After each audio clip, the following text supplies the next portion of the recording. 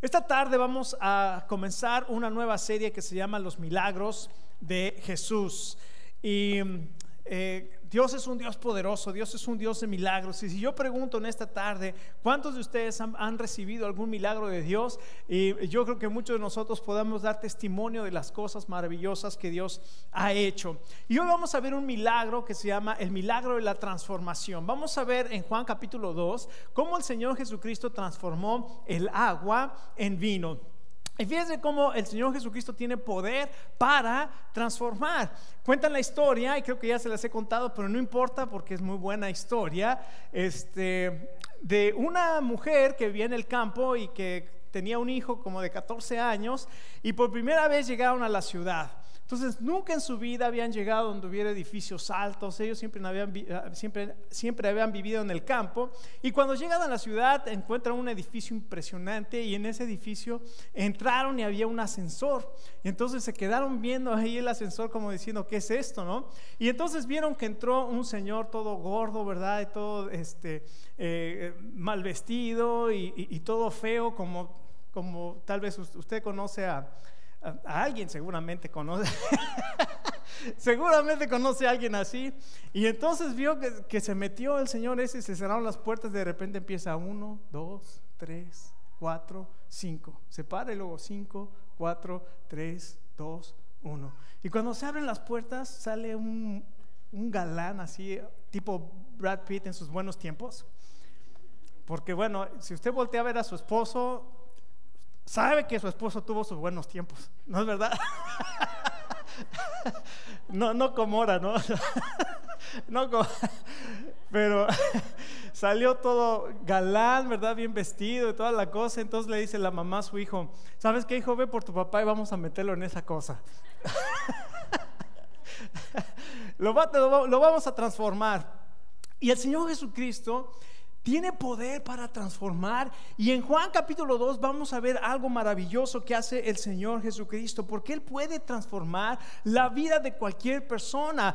Puede transformar tu tristeza, puede transformar tu negatividad, puede transformar todas aquellas cosas, tus temores, puede transformar todas aquellas cosas que te afligen. Él puede transformar tu pesimismo, tu culpa, tu vergüenza. Él puede transformar, porque Él es un Dios de milagros. Él es un Dios poderoso que te ama y que ha dado su vida por ti. Y el apóstol Pablo nos dice algo maravilloso en el libro de Romanos: aquel que no escatimó a su propio hijo, sino que lo dio por todos nosotros, ¿cómo no nos dará con él todas las cosas? Y es que vamos a comenzar esta serie, Los Milagros de Jesús. Pero lo que vamos a ver, los evangelios narran muchos milagros. Entre los que se han puesto a contar los milagros en los evangelios, dicen que hay entre 38 y 40 milagros registrados. O sea, Jesucristo hizo muchos más, pero no están registrados. Y el apóstol Juan nos dice en el evangelio de Juan: hizo Jesús muchas otras señales, las cuales no están registradas en este libro, pero estas se han escrito para que ustedes crean que Jesucristo es el Hijo de Dios y para que creyendo tengan vida en su nombre. Y lo que vamos a hacer en las siguientes semanas, vamos a estar viendo los milagros de Jesús en el evangelio según San Juan. Así es que Juan lo deja bien claro: los milagros son para que nosotros creamos que Jesucristo es el Hijo de Dios y para que creyendo que tengamos vida en su nombre. Vamos a ponernos de pie un momento y vamos a leer Juan capítulo 2, los versos 1 al 11. Y dice la palabra de Dios así: al tercer día se hicieron unas bodas en Caná de Galilea, y estaba allí la madre de Jesús. Y fueron también invitados a las bodas Jesús y sus discípulos. Y faltando el vino, la madre de Jesús le dijo: no tienen vino. Jesús le dijo: ¿qué tienes conmigo, mujer? Aún no ha llegado mi hora. Su madre dijo a los que servían: haced todo lo que él les diga. Y estaban allí 6 tinajas de piedra para agua, conforme al rito de la purificación de los judíos, en cada una de las cuales cabían 2 o 3 cántaros. Jesús le dijo: llenad estas tinajas de agua, y las llenaron hasta arriba. Entonces les dijo: saquen ahora y llévenlo al maestresala. Y se lo llevaron. Cuando el maestresala probó el agua hecha vino, sin saber él de dónde era, aunque lo sabían los sirvientes que habían sacado el agua, llamó al esposo y le dijo: todo hombre sirve primero el buen vino, y cuando ya han bebido mucho, entonces el inferior, mas tú has reservado el buen vino hasta ahora. Y escuche lo que dice ahí: este principio de señales hizo Jesús en Caná de Galilea y manifestó su gloria, y sus discípulos creyeron en él. Vamos a orar. Señor, pedimos que tu palabra nos hable a nuestro corazón. Tú conoces nuestra necesidad. Señor, abrimos nuestra voluntad a ti, Señor, para que tú nos hables, en el nombre del Señor Jesús. Amén. Tome asiento. Entonces aquí vemos que el Señor Jesucristo es invitado a una boda.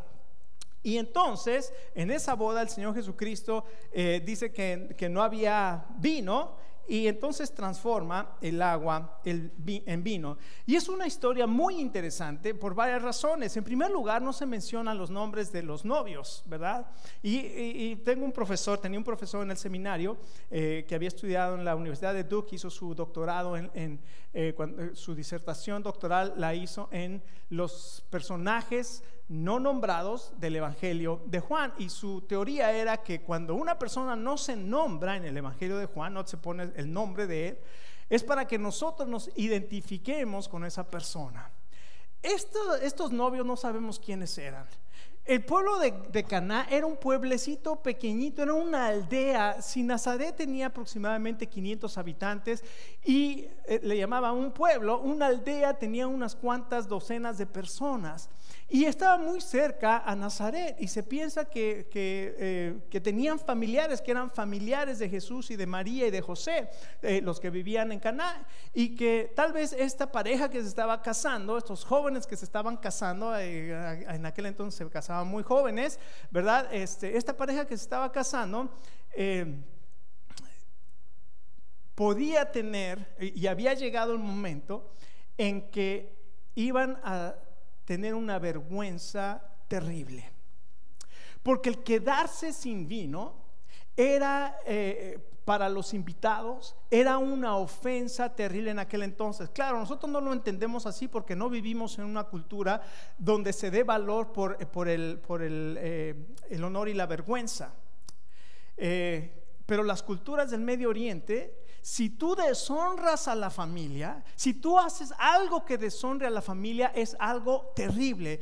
Y el quedarse sin vino o quedarse sin comida en una celebración era una ofensa terrible que iba a traer una vergüenza y que iba a marcar a la familia de vergüenza para todo el resto de su existencia. Entonces se imagina cuando vienen y le dicen se acabó el vino, esa familia estaba marcada para llevar vergüenza por el resto de su vida. Ahora, la clave de este pasaje es interesantísimo. Márquelo, el verso 11.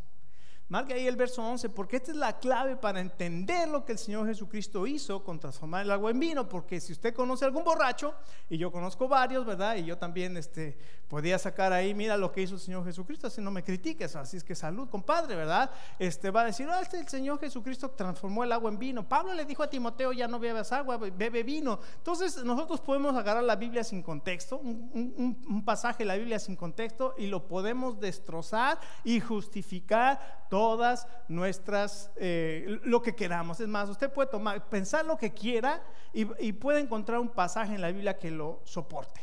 Y la desgracia que nosotros estamos viendo muchas veces en las enseñanzas que se dan es que los que enseñan vienen con una idea ya hecha en su mente, y entonces dicen, bueno, voy a enseñar esta idea. ¿Dónde la puedo encontrar en la Biblia? ¿Dónde la puedo soportar con la Biblia? Entonces van y buscan un pasaje para soportar su idea.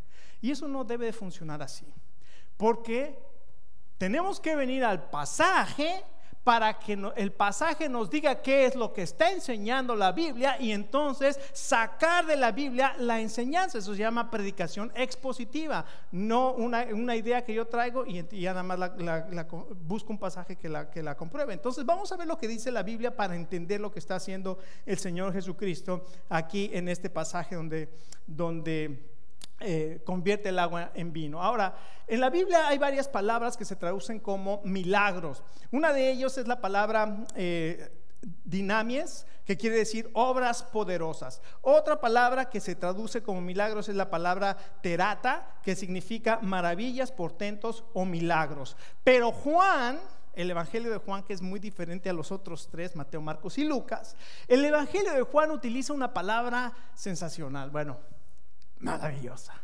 una palabra diferente para referirse a los milagros. ¿Sabe qué palabra se refiere? Mire el verso 11. ¿Este principio de qué?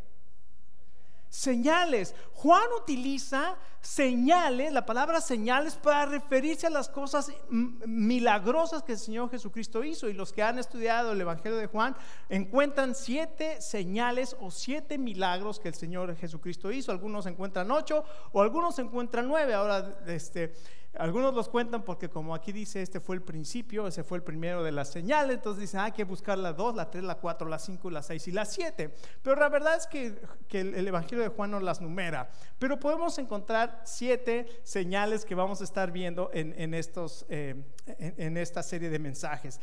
Y entonces vamos a ver aquí que, como dice el verso 11, este principio de señales hizo Jesús en Caná de Galilea.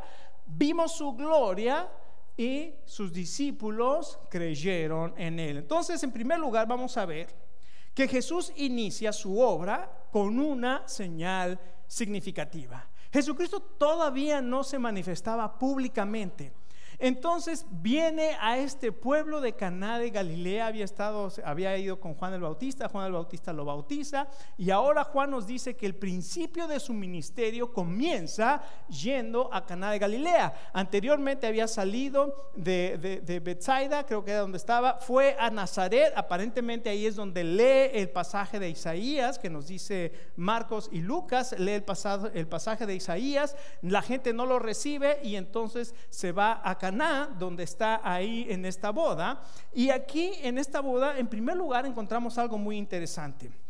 Jesús inicia su obra con una señal significativa. ¿Sabe dónde? En un gran evento.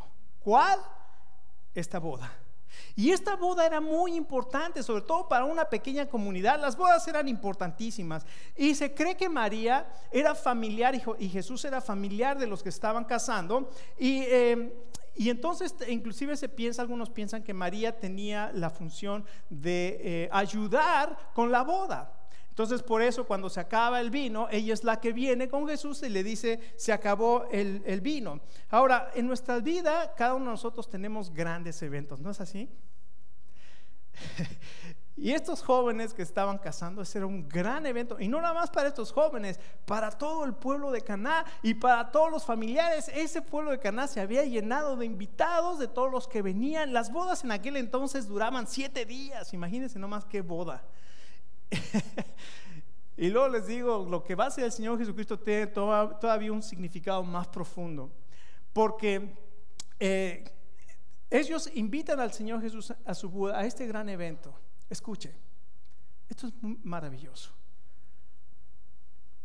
Nosotros nos preparamos para el día de nuestra boda, ¿no es verdad? Muchos de nosotros, ¿no?, planeamos una boda, y por años planeamos una boda maravillosa. Meses pasando, y va a ser así, y el vestido así, y el anillo así, y la decoración así, y planeamos una boda sensacional. Pero la boda únicamente dura en nuestros días unas cuantas horas y se acabó. Pero el matrimonio dura, ¿cuánto? Toda la vida. Para toda la vida. Y no nos preparamos para el matrimonio, sino solamente preparamos unas cuantas horas. Y déjeme decirle, Dios fue el que es el creador del matrimonio. Y para mí es muy significativo que el Señor Jesucristo, el principio de las señales que iba a hacer fuera en una boda. ¿Sabe por qué? Porque Él bendice los matrimonios. Estamos llegando y vivimos en una sociedad donde la gente ya no se casa. Déjeme decirle, como creyentes tenemos que obedecer al Señor, y Él quiere bendecir tu matrimonio. Y cuando tú te casas de acuerdo a los establecidos por Dios, Dios va a traer bendición a tu matrimonio, porque Él creó el matrimonio, y recién creó el matrimonio, trajo bendición a esa pareja. El libro de Hebreos capítulo 13 dice: honroso sea en todos el matrimonio y el lecho sin mancilla, pero a los fornicarios y a los adúlteros los va a juzgar Dios. Dios quiere bendecir tu matrimonio. Así es que es algo maravilloso cuando nosotros obedecemos a Dios y venimos a Él y le obedecemos. Él quiere bendecir tu matrimonio. Entonces es un gran evento. El Señor Jesucristo lo consideró un gran evento, tan grande para manifestar su gloria en un evento. Pero al mismo tiempo, este evento podía traer una tragedia impresionante, una tragedia que es vergüenza. El primer milagro del Señor Jesucristo que hizo fue en medio de un gran evento, pero también en medio de una tragedia que es la vergüenza. ¿Qué sucedió? Se acabó el vino. Y como les expliqué hace un momento, para una cultura de honor y vergüenza, el que se acabara el vino era una tragedia terrible, y esa familia iba a quedar marcada por el resto de su historia como la familia que ofendió a todos los invitados al no tener vino para ellos. Entonces María, que estaba ahí, que era invitada y aparentemente familiar, y los que han estudiado dicen que ella estaba encargada de ayudar en la boda, viene con Jesús y le dice: hijo. Ni siquiera le dijo hijo, no, nada más llegó y le dijo: se acabó el vino. Y la respuesta que hace Jesús nos deja a todos intrigados, ¿verdad? ¿Qué tienes conmigo, mujer? Es más, lo puedo decir así: ¿qué tienes conmigo, mujer? O lo puedo decir así: ¿qué tienes conmigo, mujer? Entonces todo depende cómo lo interprete, ¿va? Se entiende ese pasaje. Pero los que estudian dicen que no fue una rudeza del Señor Jesucristo tratar a María de esa manera. Pero lo que sí es significativo es que el Señor Jesucristo la llama mujer, no la llama madre. ¿What? ¿Qué? No. En Juan capítulo 19, cuando el Señor Jesucristo está en la cruz y ahí está María, su madre, el Señor Jesucristo la ve en la cruz y le dice: mujer, ahí está tu hijo, refiriéndose a Juan. Juan, he ahí tu madre. Pero Jesús nunca se refiere a María como madre. Es más, en los evangelios, en Marcos, cuando María y sus hermanos vienen a buscar a Jesús y le dicen: Señor Jesús, aquí está tu madre y tus hermanos. ¿Se acuerda qué responde el Señor Jesús? ¿Quién es mi madre y mis hermanos? Ustedes que escuchan y hacen mi voluntad son mi hermano y mi madre y mis familiares. El Señor Jesús, ¿qué estaba haciendo el Señor Jesucristo? Yo no quiero ser irreverente ni mucho menos. Tenemos que entender, lo acabamos de ver en la clase de doctrinas bíblicas. La Biblia establece claramente que Jesucristo nació de la Virgen María, y era necesario que tenía que nacer de la Virgen María. Y la palabra de Dios dice que María debe ser considerada bienaventurada y por todas las generaciones. Pero lo que estaba haciendo el Señor Jesucristo era algo tremendo. Porque lo que estaba diciéndole el Señor Jesucristo a María es: mira, María, tu función como la mujer escogida de Dios para que yo viniera al mundo ha terminado. Ahora me toca a mí hacer el resto de la labor. Tú ya no te puedes meter en lo que yo tengo destinado. Y entonces las últimas palabras registradas de María en todos los evangelios son unas palabras muy sabias: hagan todo lo que Él dice. María no es mediadora, Jesucristo es el que murió. el que también resucitó, el que está sentado a la diestra de Dios y el que intercede por todos nosotros. Nunca va a encontrar en la Biblia algo que nos diga que María es intercesora nuestra. Con todo respeto lo digo, porque muchos de nosotros venimos de una religión que nos ha enseñado que María es intercesora. La Biblia no lo dice así, pero la Biblia sí dice que nosotros tenemos que llamarla bienaventurada, porque tuvo una función muy especial para Dios. Así es que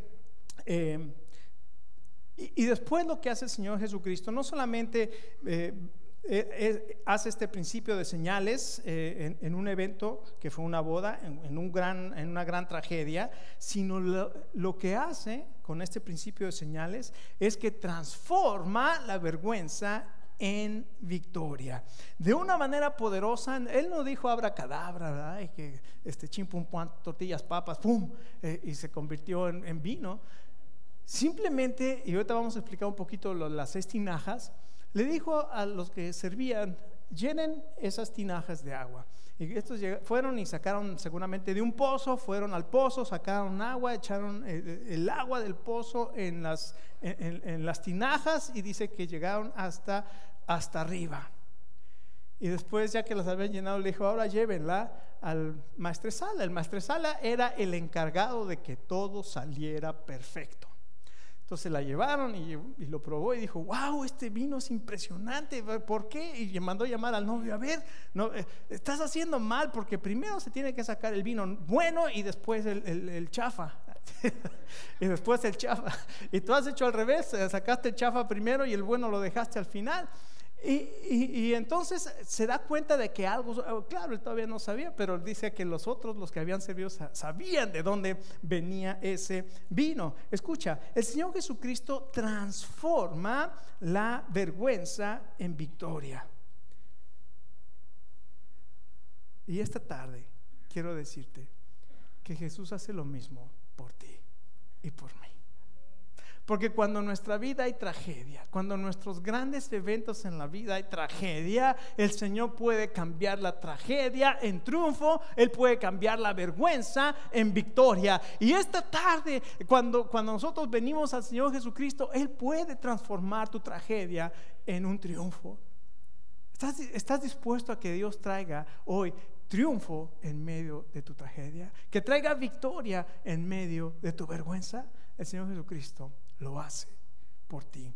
En segundo lugar, dice el verso 11: no solamente este principio de señales hizo Jesús en Caná de Galilea, sino que dice: y manifestó su gloria. En segundo lugar, Jesús manifiesta su gloria como ¿qué? Como el Hijo de Dios. Escuche, para Juan, por eso Juan utiliza la palabra semeión. Esa es la palabra para señales, porque la señal apuntaba a algo mucho más grande de solamente el evento de transformar el agua en vino. Lo que estaba haciendo Juan, y cada vez que Juan marca una señal, es para decir: esta señal demuestra que Jesús es el Hijo de Dios. Y él estaba demostrando a través de estas señales que Jesucristo era el Hijo de Dios. Y aquí dice: y este principio de señales hizo Jesús y manifestó su gloria como la del unigénito del Padre. Aquí una vez más vemos lo que vimos en el capítulo 1, verso 14.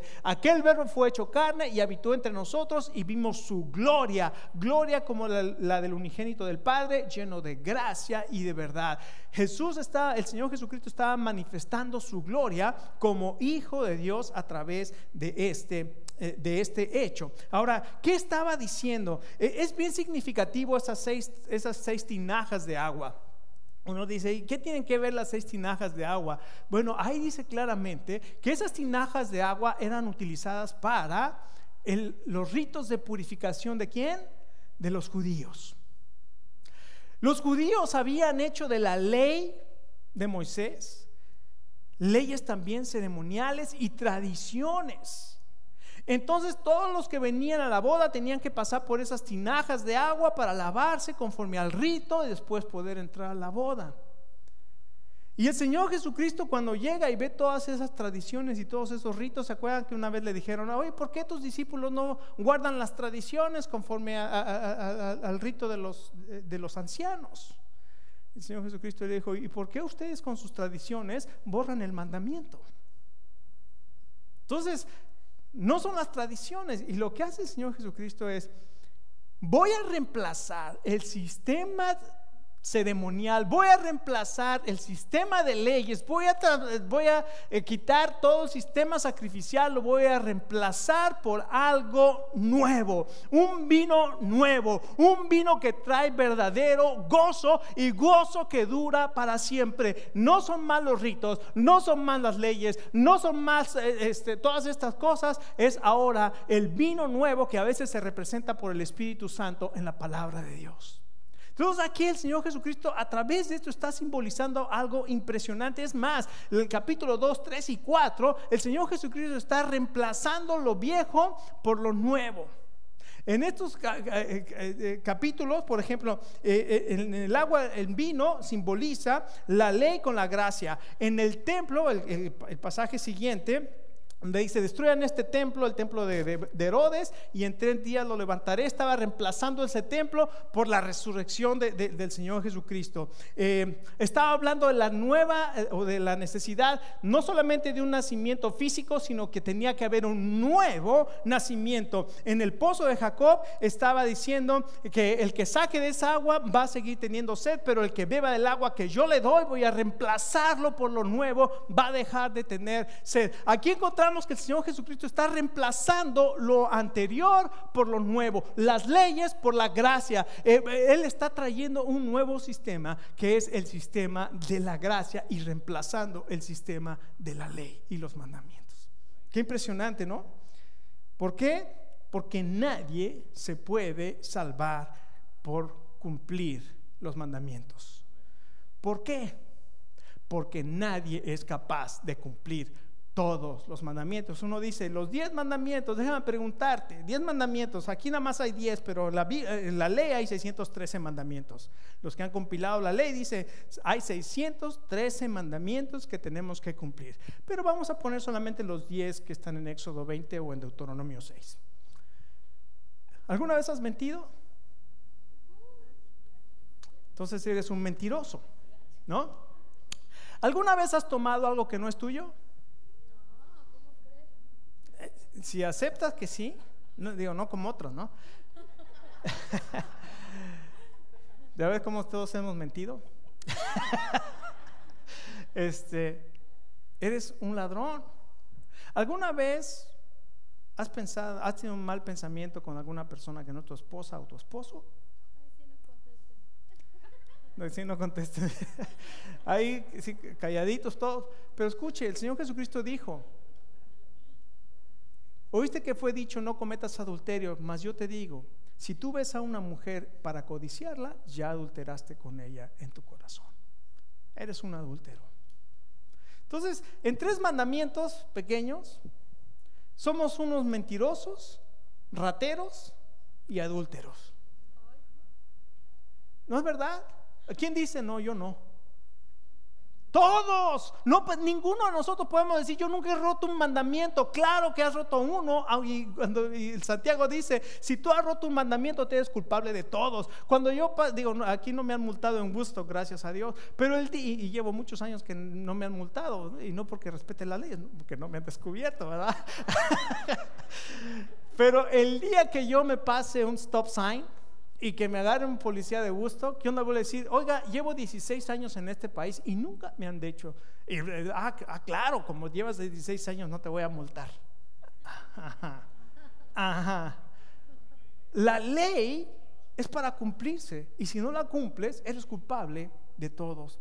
Así es que no solamente entonces reemplaza la ley con la gracia, sino además profetiza su reino eterno. Esta señal que hace de transformar el agua en vino nos habla de algo maravilloso que el Señor Jesús está profetizando. Él está pensando, cuando está transformando el agua en vino, seguramente, y digo seguramente porque esto es lo que dicen los estudiosos, ¿verdad?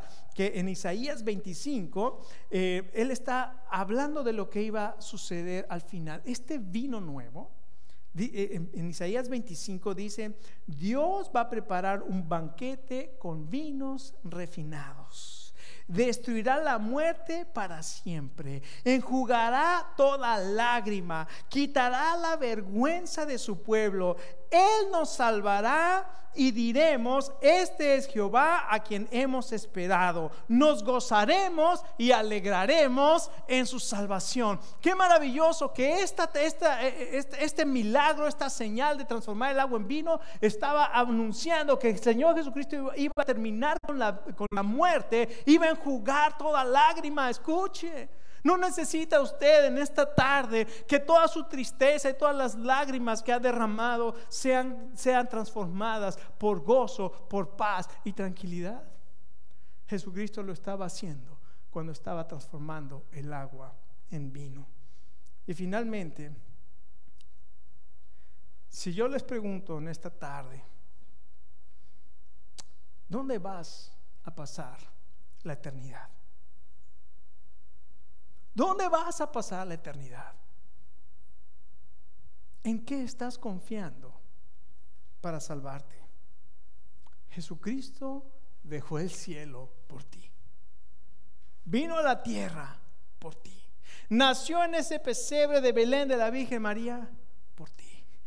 Vivió una vida santa porque tú no la podías vivir. Fue a la cruz cargando tus pecados y murió en esa cruz una muerte en tu lugar y en mi lugar. Fue sepultado y al tercer día resucitó con poder para asegurarte a ti y a mí que podemos tener una vida nueva, perdón de pecados y una vida eterna. Y sabes una cosa, Él te lo regala. Es un regalo, se llama gracia. No lo merezco, pero Él lo da porque es su gracia. Pero al final, en el verso 11 dice: y sus discípulos, ¿qué? Creyeron en Él. El Señor Jesucristo comenzó su ministerio público con un milagro de transformación.